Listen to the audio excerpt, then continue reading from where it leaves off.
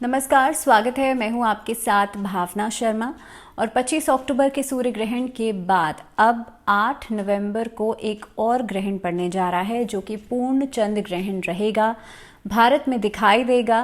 क्या सावधानियां, क्या एहतियात आपको बरतने हैं, किस तरह से असर ये आपके ऊपर डालेगा, क्या कुछ देश और दुनिया के ऊपर असर पड़ेगा, इन सब चीज़ों के बारे में हम बात करेंगे।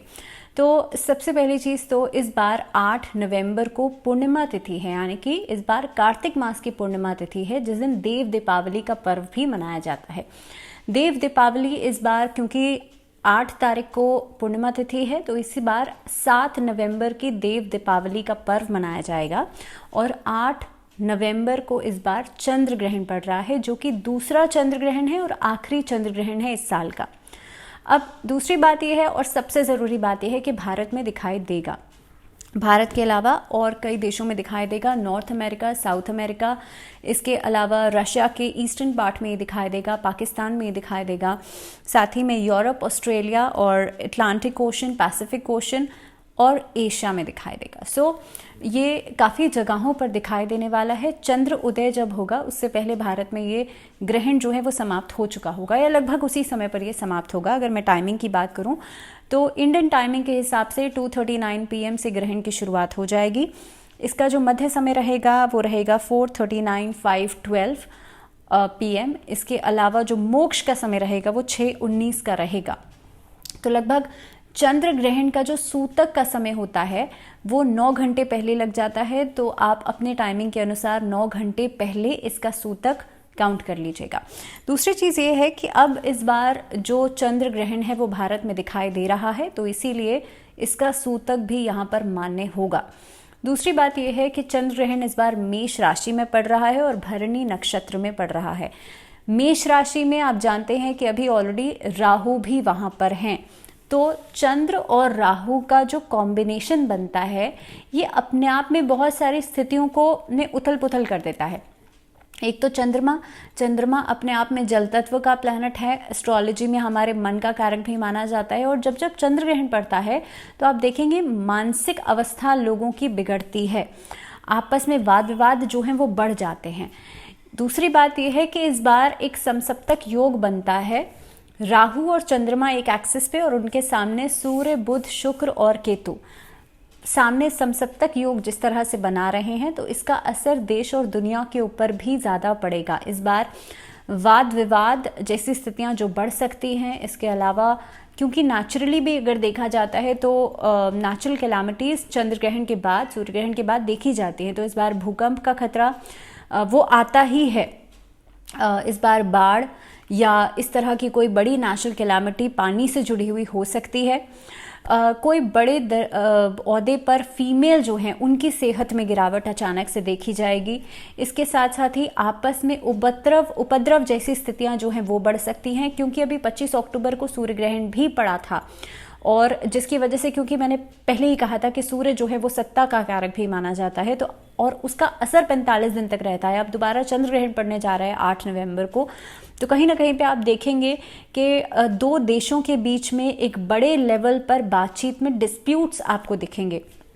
यूरोप की कंट्रीज़ में, क्योंकि वहाँ पर सूर्य ग्रहण भी पूर्ण रूप से दिखा था, और ख़ास तौर पे क्योंकि ये पूर्ण चंद्र ग्रहण रहेगा, तो ये पूर्ण चंद्र ग्रहण देखा जा सकता है नॉर्थ वेस्ट कनाडा के अंदर।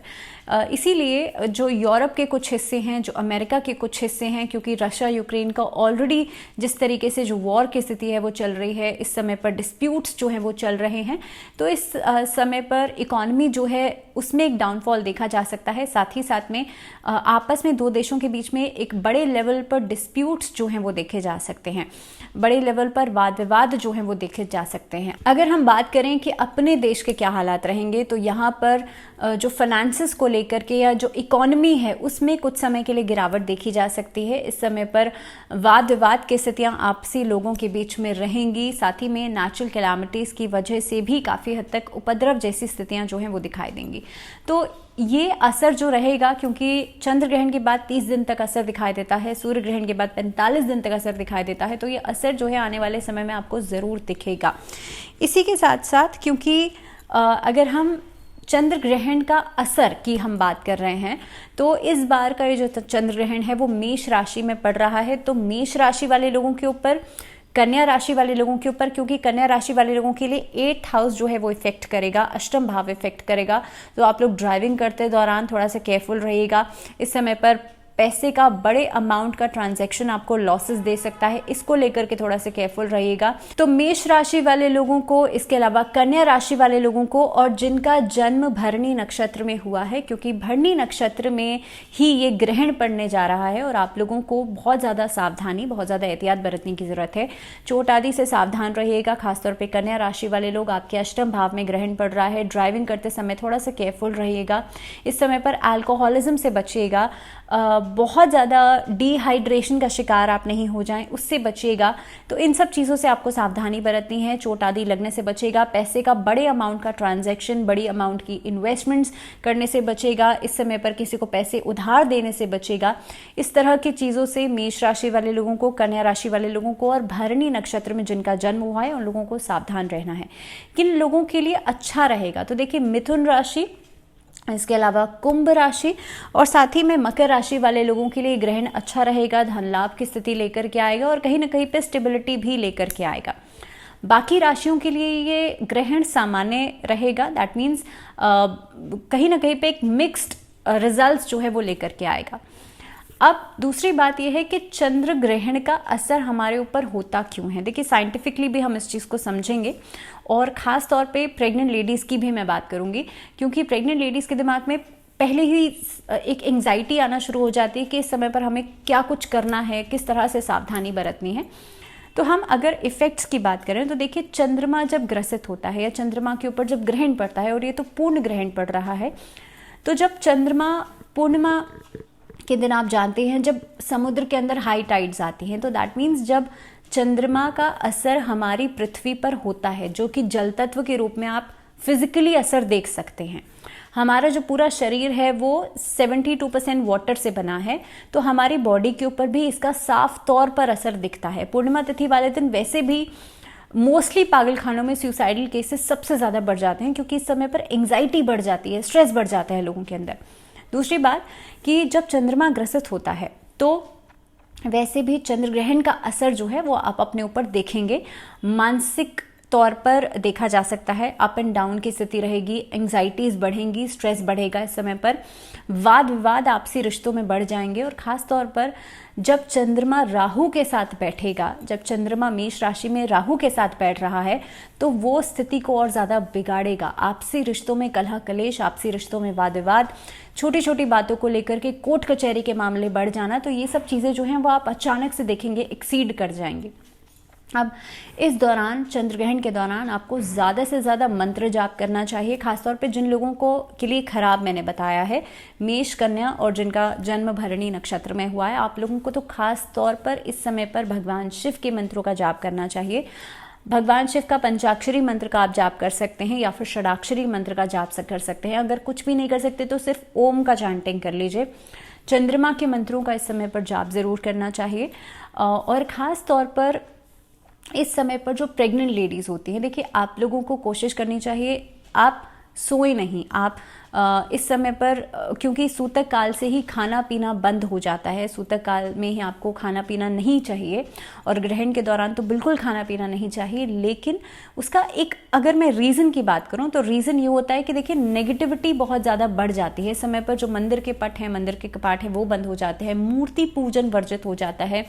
जितना हो सकता है आपको मानसिक पूजन करना चाहिए। और उसका रीज़न सीधा सीधा ये है कि चंद्रमा, सूर्य और पृथ्वी एक तरीके के ट्रांजिशन से गुजर रही होती हैं। सूर्य और चंद्रमा हमारे कलयुग में प्रत्यक्ष देवता माने गए हैं। जब इनको राहु ग्रसित करता है, राहु ग्रहण लगाता है, तो उस समय पर जो एक सोर्स है ना एनर्जी का, वो बाधित हो जाता है। इसीलिए मूर्ति पूजन वर्जित कर दिया जाता है। इसीलिए, लेकिन हाँ, भगवान शिव, क्योंकि भगवान शिव का शिवलिंग जो है वो निराकार स्वरूप है भगवान शिव का, तो इसलिए शिवलिंग का पूजन ज़रूर होता है इस दौरान। इसीलिए आप देखेंगे महाकाल या 12 ज्योतिर्लिंग में जो मंदिर के पट हैं वो बंद नहीं होते हैं। पूजन हालांकि उस समय पर बंद हो जाता है, लेकिन मंदिर के कपाट जो है वो बंद नहीं किए जाते हैं। अब दूसरी बात यह है कि जैसे मैंने पहले ही कहा था कि जो प्रेग्नेंट लेडीज़ हैं, आपको इस समय पर कोशिश करनी चाहिए आप सोएं नहीं, लेकिन मानसिक पूजन मंत्रोच्चारण आप ज़रूर करें इस समय पर, क्योंकि मेडिकेशंस भी लेनी होती हैं। जिन लोगों को हेल्थ इश्यूज़ हैं, तो शास्त्रों में भी ये कहा गया है कि जो प्रेग्नेंट लेडीज़ हैं, अगर कोई वृद्ध है, अगर कोई बीमार है या कोई बच्चा है, आप लोग इस समय पर अगर कुछ खाना पीना चाहें तो खा सकते हैं। कोशिश कीजिए सफ़ेद चीज़ों का सेवन नहीं करें। सफ़ेद चीज़ों के अंदर आप तुलसी का पत्ता डाल दीजिए और हो सके तो कम से कम खाने का सेवन करना चाहिए। सबसे ज़रूरी बात यह है कि प्रेग्नेंट लेडीज़ जो होती हैं, उनका जो बच्चा होता है वो अम्बिलिकल कॉर्ड के थ्रू कनेक्टेड होता है। तो उसका सीधा सीधा लॉजिकल रीज़न जो है वो ये है, आपसे कहा जाता है आप सिलाई कटाई का काम नहीं कीजिए, आप ग्रहण को देखिए नहीं, उसका असर आपके बच्चे के ऊपर हो जाएगा। इसका सीधा असर ये है कि देखिए, क्योंकि आपका बेबी कनेक्टेड है, तो आप साइकोलॉजिकली आप जो सोच रहे हैं, सबकॉन्शियसली जो आपके दिमाग में है कि भाई मेरे बच्चे के ऊपर कुछ गलत असर हो जाएगा, तो वो कहीं ना कहीं पे सबकॉन्शियसली आपके ऊपर ज़रूर इफेक्ट करता है। चंद्रमा क्योंकि वैसे भी पूर्णिमा तिथि है, वैसे भी चंद्रमा मन का कारक है, तो वो मानसिकता को ज़रूर इफेक्ट करता है। इसीलिए कहा जाता है इस समय पर आप मंत्रोच्चारण ज़रूर करें, और जितना हो सकता है आप सुखासन में बैठ करके मंत्रोच्चारण कर सकती हैं। जो भी आपके लिए कंफर्टेबल पोस्चर है वहाँ पर उसमें बैठ करके आप मंत्रोच्चारण ज़रूर करें, और कोशिश करें इस समय पर नेगेटिव नहीं सोचें। नेगेटिविटी से बहुत ज़्यादा दूर रहना है आपको। खाना पीना आप कर सकती हैं, लेकिन नेगेटिव सोच से, नेगेटिव विचारों से आप खुद को दूर रखिएगा। और ग्रहण के बाद की अगर मैं बात करूं, तो ग्रहण के बाद क्योंकि चंद्र ग्रहण है, तो सफ़ेद चीज़ों का दान, अन्न का दान आप कर सकते हैं इस समय पर। चांदी, इस समय पर स्टील, चावल, दूध, इन सब चीज़ों का दान जो है वो किया जाना चाहिए। ग्रहण के बाद आप किसी नीडी पर्सन को जो ये सब चीज़ें हैं वो दान कर सकते हैं। तो ग्रहण से पहले आपको क्या करना है, ग्रहण के दौरान क्या करना है और ग्रहण के बाद क्या करना है, ये सभी चीज़ें हमने इस वीडियो में डिस्कस करी, और क्या आफ्टर इफेक्ट्स हो सकते हैं इस ग्रहण के। तो आप सावधान रहिए, और सबसे ज़रूरी बात यह है कि खुद को सकारात्मक रखिए, क्योंकि वो एट द एंड बहुत ज़्यादा इंपॉर्टेंट है। चंद्र ग्रहण है, वो सीधा सीधा आपके ऊपर मानसिक तौर से असर करता है, तो इसीलिए खुद को पॉजिटिव रखना वो बहुत ज़्यादा ज़रूरी है। इसके अलावा जो एहतियात, जो सावधानियाँ आपको बताई हैं, वो तो आपको फॉलो करनी ही है। लेकिन ग्रहण का मतलब मैं हमेशा कहती हूँ, कभी भी डरना नहीं होता।